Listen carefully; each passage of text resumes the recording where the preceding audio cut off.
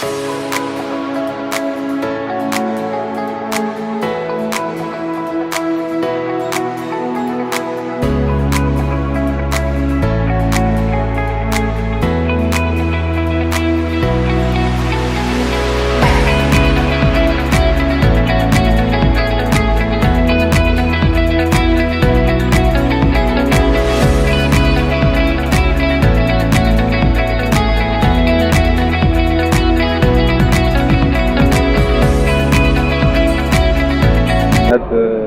café restaurant, Inch'Allah, c'est un café restaurant spécialité marocaine asiatique.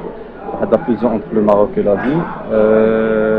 هذا المجهود اللي عملنا هنايا باش نجيب واحد لو نوفو كونسيبت هنايا ندخلوه لمدينه طنجة، واللي مانا نكسبانديوه للمغرب كامل ان شاء الله قادم السنوات. هذا الاسباس هذا 100% فاميليال ديديي بور لي فامي. جهزنا باحسن التجهيزات كيف ما كتشوفوا، واحسن لي شيف اللي كاين في المغرب سي احمد الغربي اللي غادي يكون الشيف ديال الصباح، والشيف ديال العشيه مدام صوفيا اللي جبناها من احسن لي ريستورون حتى هي.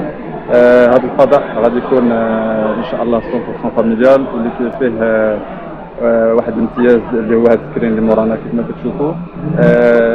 معرفين كاس افريقيا ان شاء الله غادي تكون في شهر 12 في المغرب وداكشي. بس كيف انا حاولنا نخلقوا واحد ليسباس فاميليال اللي يقدروا يجيو فيه لي فامي ويتفرجوا ويستمتعوا بالاجواء.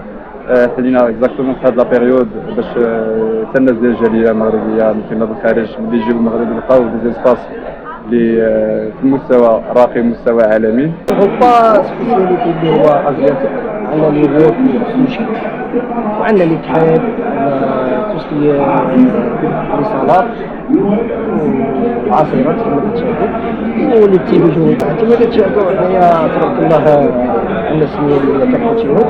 من بعد فكرنا اننا ندخل واحد الستيل اللي هو جديد اللي هو ازياتيك اللي هو طنجة، وحاولنا كيفاش نكونوا مختلفين على الناس الاخرين، اللي هو تنحاولوا كيفاش نبدلوا لو ستيل ديال الخدمه اللي هو تنشجعوا الناس باش يجيو عندنا يتعرفوا على المنيو ديالنا اللي هو جديد.